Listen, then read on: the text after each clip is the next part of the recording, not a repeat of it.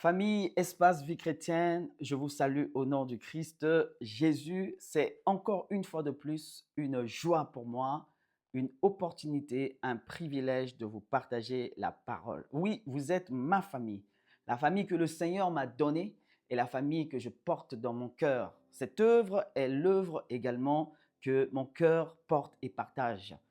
Et vous voyez, chaque chose que vous faites, je veux d'abord célébrer le nom du Seigneur pour ce que Dieu fait au milieu de vous.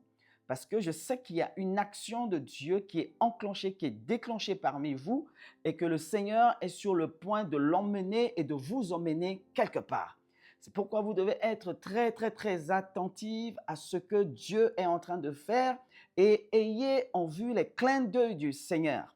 Par la grâce de Dieu, je vais partager quelques pensées avec vous, quelques paroles juste d'exhortation. Ça nous prendra quelques minutes et après quoi, je laisserai le temps pour que sur place, vous puissiez rentrer dans ce temps de prière, ce temps intense où vous allez voir Dieu se manifester sur la base de sa parole.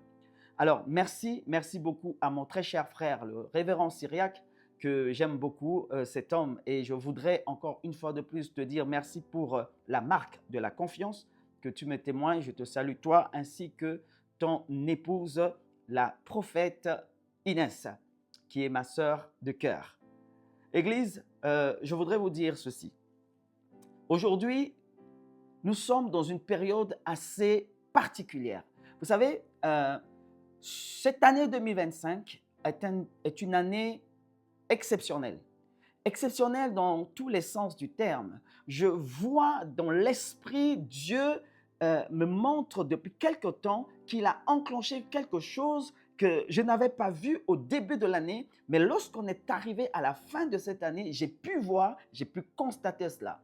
C'est pourquoi je vais dire à une personne qui est en train de me suivre, je vais dire à une personne, vous qui m'écoutez en ce moment, si au début de l'année, vous n'avez rien vu, au mois de mars, vous n'avez rien vu, au mois de décembre, là où nous sommes, vous allez voir et vivre quelque chose.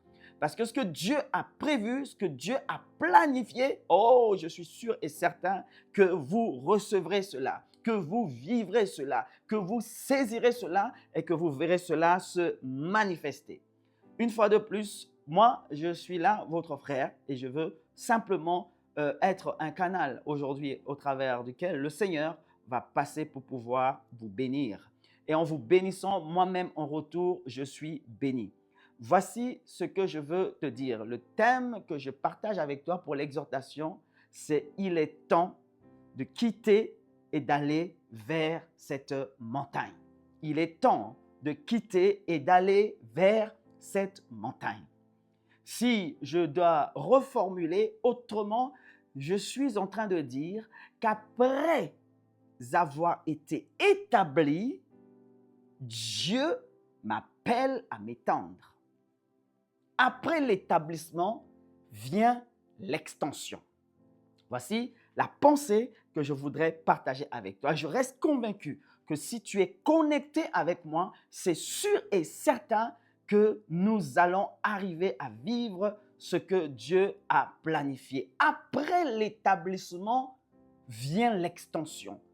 Alléluia! Je sais que Dieu a établi Espace Vie Chrétienne. Je sais que Dieu vous a établi. Je sais que Dieu a préparé quelque chose pour vous, qui vous a placé. Et là où il vous a placé, il vous a établi. Et s'il vous a établi, c'est pour aller quelque part. C'est pour vous étendre. Ce n'est pas pour rester là où vous êtes. Oui, je sais que votre pasteur est une personne qui est un homme de vision avec toute l'équipe. Vous partagez cette vision qu'il porte.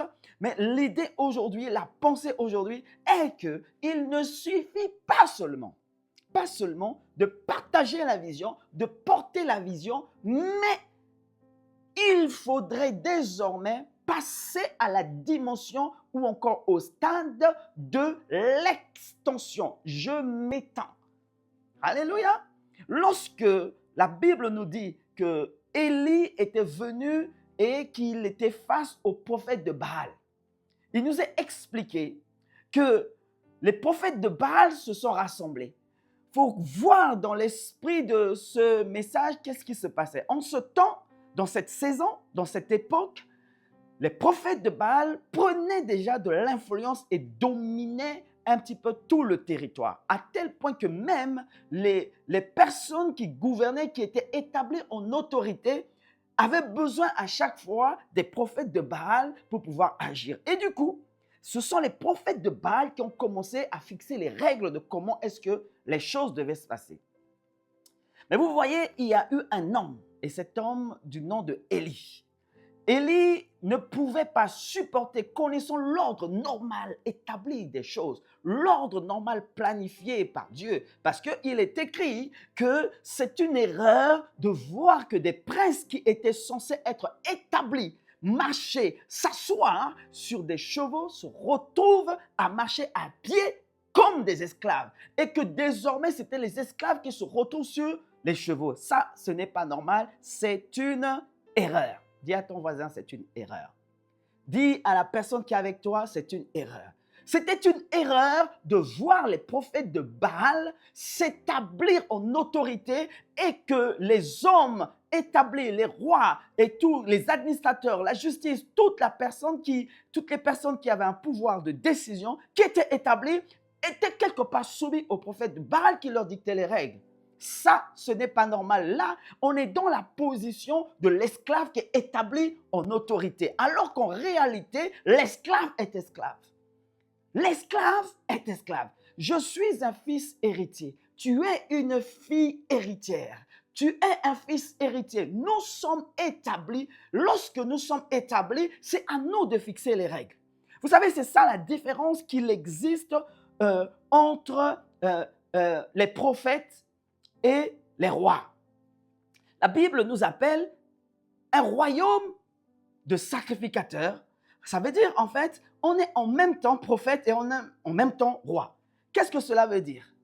Le prophète est celui qui établit.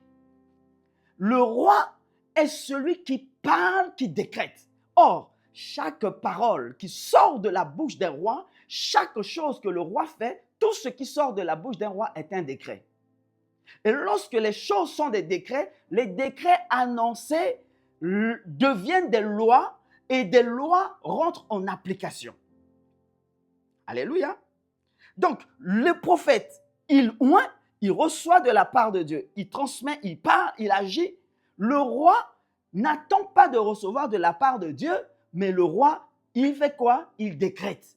Mais en même temps, dans cette dimension, il y a également le sacrificateur. C'est pour ça qu'il dit un royaume de sacrificateurs. Nous sommes des rois, sacrificateurs et en même temps prophètes. Le sacrificateur fait des sacrifices.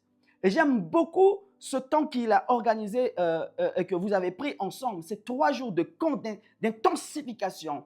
Parce que, en fait, c'est dans ces moments donnés que les prophètes se positionnent pour recevoir de la part de Dieu et annoncer les paroles prophétiques dans les sphères spirituelles.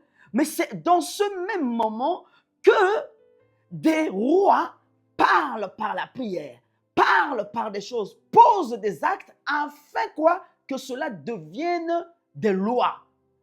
Parce que ce qui sort de leur bouche, ce sont des décrets. Et lorsque les décrets sortent, il y a application des décrets. Mais lorsqu'il y a application de décrets, il faudra également qu'il y ait des offrandes qui montent de sacrifices. D'où on parle de sacrificateurs. On ne parle pas de sacrificateurs sans parler de sacrifice. Vous êtes des sacrificateurs. Vous êtes un royaume de sacrificateurs. Il n'existe pas de sacrificateur sans sacrifice. Et j'aime beaucoup la série d'enseignements que vous êtes en train de suivre sur les autels, parce que les autels, c'est un message que Dieu m'a donné. Dieu m'a enseigné les autels alors que je traversais une période sombre que vous savez, parce que vous m'avez soutenu dans cette période en 2021. Dieu m'a tellement enseigné sur les autels que j'ai commencé à parler dans l'église. Je n'ai pas terminé, c'était en 2022. J'ai commencé à enseigner une petite portion, simplement. Or, dans les autels, un des principes, c'est qu'on ne peut pas parler d'autel s'il n'y a pas de sacrifice. Qu'est-ce que c'est qu'un sacrifice? Regardez, la Bible dit que l'homme gagnera son pain à la sueur de son front. Donc, la sueur de ton front te permet de recevoir le salaire. Lorsque tu travailles quelque part, tu es en train de faire couler ta sueur. Et lorsque la sueur coule, ben, tu reçois le salaire. Or, dans ta sueur qui sort de ta peau, il y a également ton sang. Et nous pouvons voir cela quand Jésus se retrouvait en train de prier la prière de la passion, la veille à Gethsémane, où la Bible nous dit qu'il s'est mis à prier, il avait de la sueur qui coulait et cette sueur était devenue des grumeaux de sang. Donc, dans la sueur d'une personne, il y a son sang. Mais quand ta sueur coule, ça veut dire que c'est un sacrifice. Raison pour laquelle, lorsque je prends quelque chose où il y a mon énergie qui est donnée dedans, il y a mes talents qui sont dedans, il y a mes compétences dedans, il y a ma famille dedans. Je ne me repose pas, à peine endormi, je me réveille, je pars. Tout ce que je suis en train de faire, c'est la sueur qui est en train de couler. Cette sueur qui coule, c'est un sacrifice. Mais ce sacrifice monte parce que je suis un sacrificateur. C'est ainsi qu'en toi seul, il y a 3 dimensions. Il y a la dimension du prophète. Pourquoi la dimension du prophète? Il dit que la vie et la mort sont au pouvoir de la langue. La limitation qu'on peut avoir dépend des paroles qui sortent de notre bouche. Chaque parole qui sort de ta bouche est une prière. Vous lirez et vous allez vous rendre compte qu'un jour, le peuple d'Israël a été dans le désert et pendant qu'ils étaient dans le désert, ils ont murmuré contre Dieu. Et lorsque Dieu s'est approché de son serviteur, il dit, ils ont murmuré.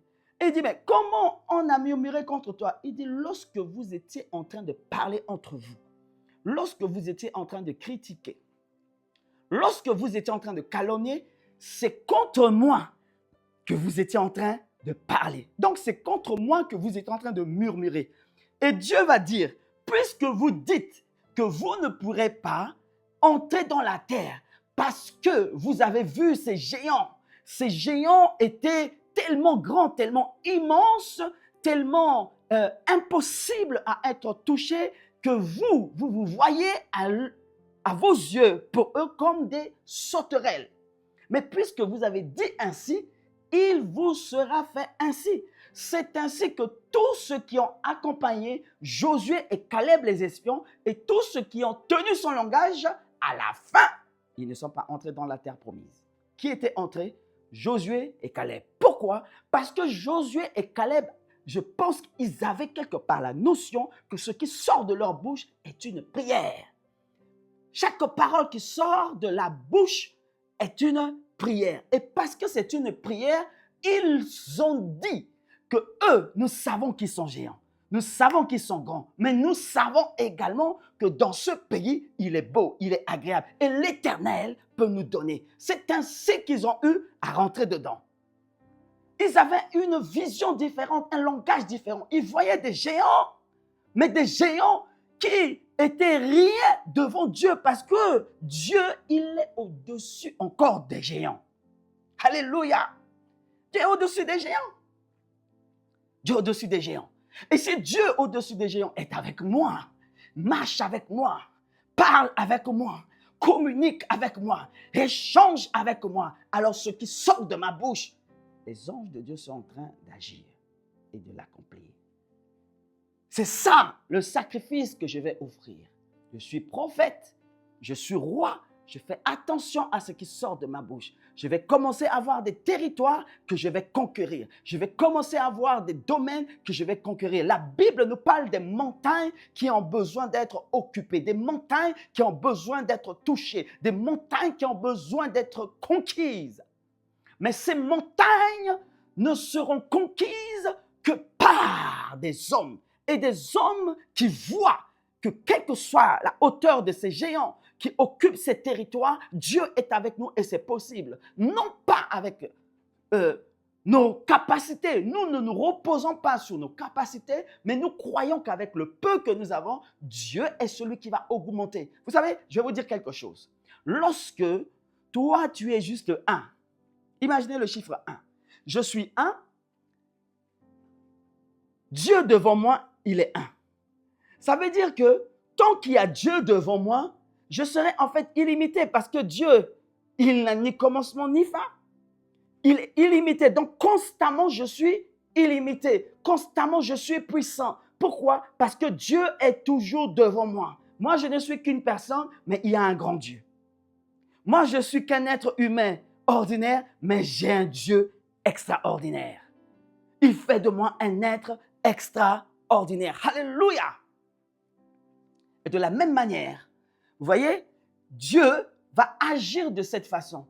Et c'est pourquoi, lorsque je fais offrir mon sacrifice, le sacrifice a du sens parce que c'est un véritable autel qui part.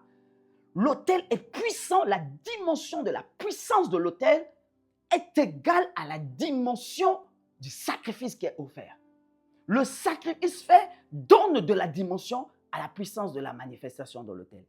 Et vous savez ce qui est en train de se passer. Je vous explique un petit peu encore. Dans la dimension de la manifestation de l'autel, la parole qui sort de ta bouche, spirituellement, est soutenue par un autel. Ah ouais! C'est pourquoi il y a des hommes, lorsqu'ils parlent, des choses arrivent. Et d'autres, ils parlent, rien n'arrive.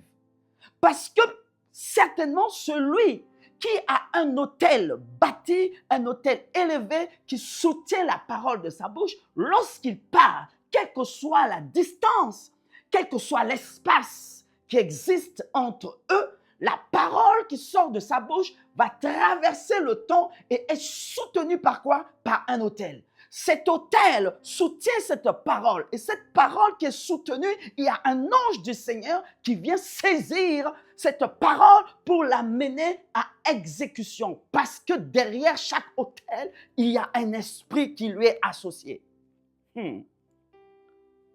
C'est pas l'objet. Je reviens. Alléluia. C'est très fort. Je bénis Dieu. En tout cas, Josué le chapitre 3, à partir du premier verset jusqu'au verset 5. Josué chapitre 3, à partir du premier verset jusqu'au verset 5. Voici ce que la Bible dit. Josué s'étant levé de bon matin, partit de Sittim avec tous les enfants d'Israël. Ils arrivèrent au Jourdain et là, ils passèrent la nuit avant de le traverser. Au bout de 3 jours, les officiers parcoururent le camp et donnèrent cet ordre aux sacrificateurs, les Lévites. Ils donnaient cet ordre au peuple. Lorsque vous verrez l'arche de l'Éternel, l'arche de l'alliance de l'Éternel, votre Dieu, portée par les sacrificateurs, les Lévites, vous partirez du lieu où vous êtes et vous vous mettrez en marche après elle.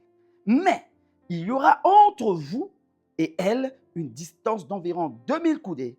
N'en approchez pas. Elle vous montrera le chemin et vous devrez suivre, car vous n'avez point encore passé par ce chemin. Wow! Établi par Dieu, mais après l'établissement vient l'extension. Les prophètes de Baal avaient établi un certain règne. Élie, le prophète, est venu les destituer en disant que le Dieu qui répond par le feu, c'est celui-là qui sera reconnu comme Dieu en Israël. En lançant ce défi, Élie a fait lever un autel. Mais l'autel de Élie a été levé et quand cet autel a commencé à parler, le feu est descendu du ciel. Pourquoi? Parce que derrière l'ordre normal qui est établi est que le prince devait gouverner et l'esclave devait rester esclave. Et lorsque Élie a agi ainsi, le feu est descendu et tout Israël était obligé de reconnaître que là, c'est l'Éternel qui est Dieu. Savez-vous, espace vie chrétienne, que Dieu vous a établi. Mais l'établissement de Dieu ne doit pas s'arrêter à là où vous êtes. Il vous a fait grâce. Vous avez commencé petit. Il vous a fait grâce. Vous avez progressé. Il vous a fait grâce. Vous avez eu des locaux. Il vous a fait grâce. Vous avez bâti. Il vous a fait grâce. Vous avez construit. Vos sangs ont coulé dedans. Pourquoi? Parce que vos finances étaient dedans, votre énergie était dedans. C'était dur pour vous. Vous avez sacrifié certains de vos familles. Vous avez sacrifié des choses que vous avez mis dedans. Vous avez établi cela. Cela était devenu comme un hôtel et le feu de Dieu est descendu. Le bâtiment est fait. Alléluia! Alléluia! Je célèbre Dieu pour ce qu'il a accompli au milieu de vous. Je célèbre Dieu pour ce qu'il a fait au milieu de vous. Je suis tellement reconnaissant à cette grâce. Et je me connecte à cette grâce. Moi-même, j'ai vu le doigt de l'Éternel, j'ai vu la main de l'Éternel, j'ai sémé dedans. Parce que je sais que Dieu, quand il fait quelque chose et que l'on touche à ce que Dieu est en train de faire, l'on se connecte à ce que Dieu est en train de faire, notre nom également est inscrit dans le livre des œuvres. Car oui, à la fin de temps, quand tu mourras, tu arriveras devant la présence de Dieu, il y aura 2 livres. Le premier livre, c'est le livre de vie. Apocalypse le dit, un livre est ouvert et on vérifie si ton nom est inscrit dedans. Tous ceux qui auront reçu Christ Jésus dans leur vie comme leur sauveur et leur Seigneur, leur nom est inscrit dans ce livre. Cela permet à ce que tu entres dans le royaume de Dieu. Mais ensuite, Dieu n'étant pas un Dieu ingrat, il est un Dieu juste. Et le Dieu juste récompense chacun selon ses œuvres. Alors, il existe un deuxième livre, selon Apocalypse, qui s'appelle le livre des œuvres. Et lorsque ce livre des œuvres sera ouvert, on y verra tout ce que tu as eu à faire comme œuvre. Les âmes que tu as gagnées, les visites que tu as faites, l'argent que tu as mis, le temps que tu as mis, le service que tu as fait, l'obéissance, la soumission. Parfois c'est dur, parfois on est ingrat, on n'est pas reconnaissant. Tu voudrais que ça aille, mais on ne fait pas. Tu fais, on te piétine. Il y en a qui te mettent des bâtons dans les roues, mais tu as continué à faire. Il y a des temps où tu as pleuré, il y a des temps où tu as senti que tu étais trahi, il y a des temps où tu as senti que tu étais rejeté, il y a des temps où tu as senti que tu étais incompris, tu as voulu abandonner, tu as voulu lâcher, mais tu n'as jamais lâché. Tu es toujours là parce que l'autel de Dieu est en train de parler en ta faveur. Tu es toujours là. Ces temps et tout ce que tu as vécu, tu as subi, tu as traversé deviennent des autels. C'est pourquoi Dieu désormais te dit, ne reste pas là. Ne reste pas là. Ces choses que tu as faites, tu t'es connecté, tu es resté, je veux t'emmener quelque part. Et tout Israël, le pays doit reconnaître que l'Éternel Dieu est avec vous, que l'Éternel Dieu veut vous emmener, que l'Éternel Dieu n'est que sur le point de faire quelque chose. Écoutez, ce mois de décembre est un mois particulier. Le chiffre 12, parce que décembre étant le 12e mois, le chiffre 12, c'est le chiffre du gouvernement. Alléluia! Le chiffre du gouvernement. Le chiffre de l'établissement des élus. Et c'est ce que vous êtes. Et Dieu n'a pas fait les choses au hasard pour que nous nous retrouvons dans ce 12e mois. Un mois où Dieu est en train de vous emmener à gouverner, à dominer, à vous étendre. Parce qu'il ne suffit pas seulement de rester là, dans cette localité où vous êtes, mais vous devez vous étendre, aller vers d'autres montagnes à conquérir. Parce qu'après l'établissement, ce qui doit venir, c'est l'extension pour que ce royaume s'étende. Parce que Dieu veut encore faire d'autres espaces vie chrétienne avec toi, ailleurs. Après l'établissement vient l'extension. L'extension. Alléluia. Alléluia. Et ce mois de décembre, il est particulier. Waouh! Vous savez que c'est quasiment le seul mois de l'année où le mois de décembre, chaque dimanche, qui est le premier jour de la semaine, chaque dimanche tombe avec le chiffre 7. Le premier dimanche de décembre était le dimanche 7. Le deuxième dimanche de décembre était le dimanche 14. Le troisième dimanche de décembre, c'est le dimanche 21. Et le suivant, c'est le dimanche 28. Or, le premier dimanche 7, le chiffre 7, c'est le chiffre de la perfection. c'est quand Dieu a fini de tout créer et qu'il a tout achevé, ainsi il a dit, l'œuvre est désormais achevée. Tout est très bon.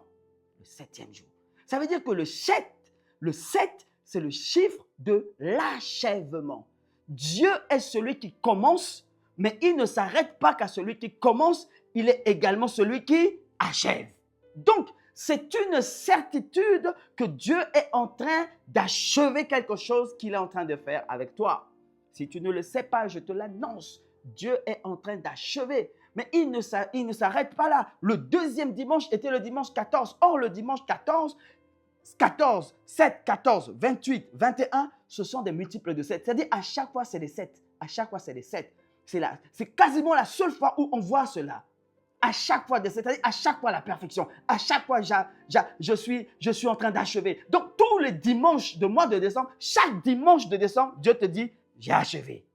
Chaque dimanche, Dieu te dit, j'ai achevé. Chaque dimanche, Dieu te dit, j'ai achevé. Tout le mois de décembre, c'est un mois où Dieu, il a dit, j'ai achevé. J'ai achevé votre établissement. J'ai achevé votre guérison. J'ai achevé votre grâce. J'ai achevé votre puissance. J'ai achevé votre autorité. J'ai achevé votre paix. J'ai achevé cela au nom de Jésus. J'ai achevé. Alléluia. Alléluia. Waouh, je bénis Dieu pour ce camp que vous avez fait. Et là, vous êtes dans le deuxième jour. Le deuxième jour. Je parlais avec votre pasteur, il m'a dit c'était waouh. Mais le deuxième jour est encore waouh. Vous savez pourquoi? Il n'y a rien de hasard avec Dieu. Le deuxième jour, le chiffre 2, signifie un chiffre de témoignage. Donc, il y a un témoignage qui est en train de se préparer. Il y a un témoignage que Dieu est en train de faire pour toi. Il y a un témoignage que Dieu prépare pour l'Église. Il y a un témoignage que Dieu prépare en ce moment même, qu'il a déjà achevé dans le monde spirituel. Et il nous rappelle cela. Il y a juste un processus entre le monde spirituel pour que ça quitte le domaine de l'invisible et que ça descende dans le domaine physique ou encore le domaine du visible. Et c'est ainsi aussi la manifestation de l'autel, quelque chose qui a d'abord été établi dans le monde invisible et qui quitte l'invisible pour descendre dans le visible. Et ainsi, ce 2 signifie quoi? Signifie le témoignage. La Bible dit ceci, que c'est que sur la base de 2 personnes, 2 témoins, qu'un témoignage peut être rendu valable. Deuxième jour, témoignage. Et Dieu ne s'arrête pas là. Vous savez aussi que dans la Bible, Dieu est un Dieu aussi qui s'est révélé comme le Dieu de la dualité. Qu'est-ce que ça veut dire? Ça veut dire qu'à chaque fois qu'il y a une nuit, il y a un jour. Il y a une nuit, il y a un matin. Ce fut le premier jour. Il y a toujours une dualité. Il y a le ciel, il y a la terre. Il y a le commencement, il y a la fin. Ça veut dire que si j'ai un commencement, Dieu va finir avec moi. Il est l'alpha et il est aussi l'oméga. Il est celui qui commence et il est aussi celui qui termine.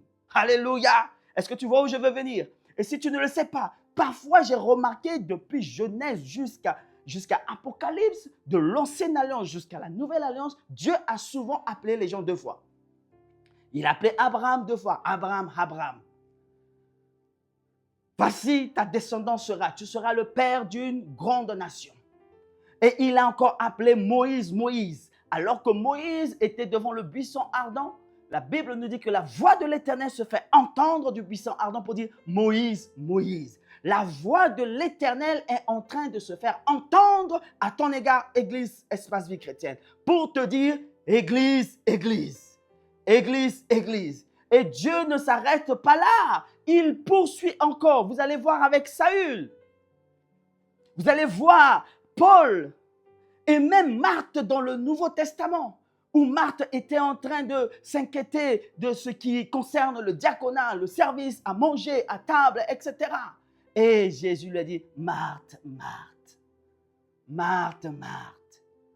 Oui, ce que tu es en train de faire, vous verrez que chaque chose que Dieu a appelée 2 fois était simplement pour marquer. C'est pourquoi je sais, je dis, je crois sur la base de la parole de Dieu que ces 2e fois-là où ce deuxième jour, Dieu est en train de dire, il y a un témoignage. Quand Dieu insiste une deuxième fois, quand Dieu parle une deuxième fois, quand le deuxième jour arrive, ça veut dire qu'il y a quelque chose qui se prépare. Or, s'il y a un deuxième jour, il y a forcément un troisième jour. Le deuxième jour, ils étaient terrorisés, ils étaient dans la chambre haute en train de s'inquiéter, ils étaient cachés dans les maisons en train de s'inquiéter, mais une chose est sûre, il y avait un troisième jour qui était en train d'arriver. Oh, le premier jour s'est manifesté, le deuxième jour s'est manifesté, mais le troisième jour était en train d'arriver. Or, le même troisième jour, la Bible nous dit de bon matin, Josué 3, de bon matin, ils se lèvent et ils arrivèrent devant le Jourdain. Il y a un mouvement que Dieu est en train de faire. Dieu est en train de vous emmener quelque part. Oui, vous êtes en train, vous devez aller quelque part. Vous devez vous quitter ce domaine, cette localité que vous occupez maintenant pour aller conquérir d'autres localités. Vous savez, chaque territoire que le peuple d'Israël prenait, il le prenait par des batailles. Ce n'est pas toujours facile. Des combats. Des hommes qui devaient se donner. Alléluia. La vision ne peut jamais s'étendre s'il n'y a pas des personnes qui portent cela. Vous savez, le ministère, ce n'est pas les activités. Le ministère, ce sont des personnes. Et de la même manière, lorsque on a une équipe efficace, ce n'est pas une équipe remplie seulement d'argent, remplie de gens, mais une équipe remplie de serviteurs et de servantes. Lorsqu'il y a des serviteurs et des servantes, c'est une certitude qu'avec eux, nous pouvons faire des choses. Des personnes engagées, des personnes qui aiment, qui désirent servir plus que tout. Ceux-là, ils seront appelés quoi? Les grands auprès de Dieu. Car celui qui se fait petit, Jésus a donné l'exemple de Dieu qu'il était. Il a laissé son rang de Dieu, il est descendu sur la terre. En descendant sur la terre, il a pris la position de l'homme qui était inférieur. Il s'est abaissé. Et la Bible nous dit, c'est pourquoi Dieu l'a souverainement élevé et lui a donné le nom qui est au-dessus de tous les noms. L'élévation de Jésus, du nom de Jésus, que toi et moi nous prononçons, nous déclarons aujourd'hui pour que des âmes soient sauvées, pour que des vies soient guéries, pour que des miracles s'opèrent, cette élévation est venue parce qu'il a accepté de laisser sa position, son trône de gloire et de s'humilier. C'est un sacrifice qu'il a fait. Il est descendu et lorsqu'il est descendu, à cause de son humilité, voilà pourquoi Dieu va l'élever. Car celui qui veut s'élever, la Bible nous dit quoi? Il sera abaissé. Mais celui qui s'abaisse, l'Éternel l'élève. Car Dieu résiste aux orgueilleux qui veulent s'élever,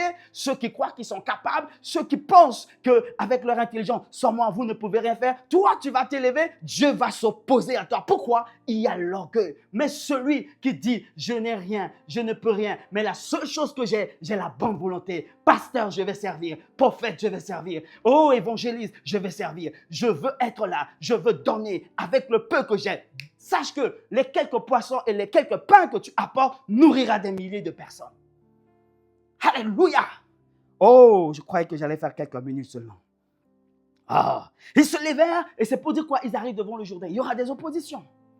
Parce que tu ne peux pas remporter un territoire si tu n'as pas dominé le territoire. De la même manière, tu ne peux pas manifester sous un autel si tu n'as pas combattu un autre autel qui est établi.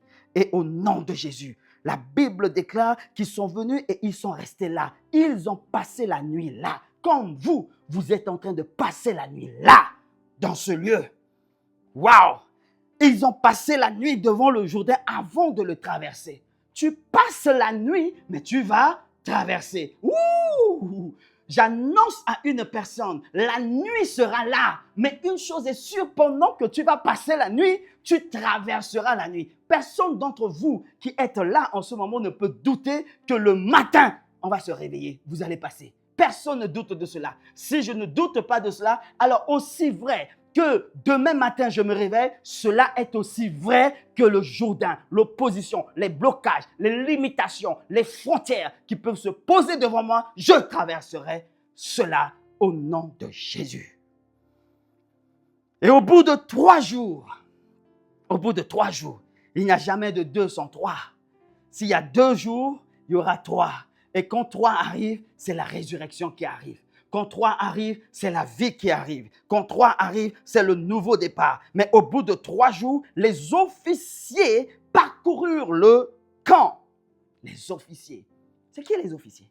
Ça veut dire que parmi le peuple, il y a des personnes qu'on appelle les officiers. Waouh, waouh, waouh. Oh, que Dieu donne des officiers à l'espace vie chrétienne. Avec mon passé de militaire, un officier, c'est une personne qui est capable de mener des stratégies de combat. À lui seul, avec sa section, il peut aller remporter des batailles. Il peut aller mener des opérations. Et il dit que les officiers du peuple, ça veut dire que parmi vous, dans l'assemblée, il y a des officiers du peuple. Et j'ose croire qu'en ce moment, vous qui vous êtes retirés dans ce temps de camp, vous êtes des officiers du peuple. Et il est le devoir des officiers du peuple. Il dit quoi? Les officiers du peuple se lèvent et ils parcourent le camp et donnèrent cet ordre au peuple. Vous vous souvenez? L'ordre. Pourquoi? Ces officiers, ils ont le mandat. C'est comme des rois. Ils donnent l'ordre, ils parlent. Et ce qui parle, ça devient une réalité. La prière, j'ordonne. Ma bouche, je parle. Mais je ne parle pas les choses négatives. Je ne parle pas les limitations. Je regarde des limitations, mais je ne considère pas les limitations. Je regarde les limites, mais je ne les considère pas. C'est ça. Mais si tu pries, tu fais des déclarations comme ce que vous êtes en train de faire. Vous priez, vous faites des déclarations. Mais après, vous sortez, ah vraiment, c'est difficile, vraiment, je ne sais pas comment. Tu avais déjà annulé toutes tes déclarations. Parce que c'est encore un nouveau décret que tu es en train de faire qui annule le précédent décret. Alléluia. Ils parcourent le champ et ils donnèrent cet ordre au peuple. Lorsque vous verrez l'arche de l'alliance de l'Éternel, votre Dieu, portée par les sacrificateurs, qui sont des Lévites, vous partirez du lieu où vous êtes et vous vous mettrez en marche après elle. Lorsque vous verrez l'arche de l'Éternel, il y a l'arche de l'Éternel parmi vous. La présence de Dieu est avec vous. La Bible dit que si cette œuvre ne vient pas de Dieu, elle mourra d'elle-même. Mais si cette œuvre a résisté jusque maintenant, c'est parce que Dieu est dedans et c'est parce que c'est son œuvre. Son arche est là. Mais lorsque vous verrez l'arche de l'Éternel, c'est pourquoi ce jour, je vous exhorte à chercher à voir l'arche de l'Éternel. Même si l'Éternel vous a déjà montré l'arche, cherchez à voir l'arche de l'Éternel. Parce que si vous arrivez à voir l'arche de l'Éternel, alors il est sûr et certain que vous ne resterez pas là où vous êtes. Vous allez vous étendre pour aller quelque part. C'est la parole que l'Éternel m'a dit de vous dire. Des sacrificateurs sont parmi vous. Des officiers de peuple sont parmi vous. Et l'arche de l'Éternel est là.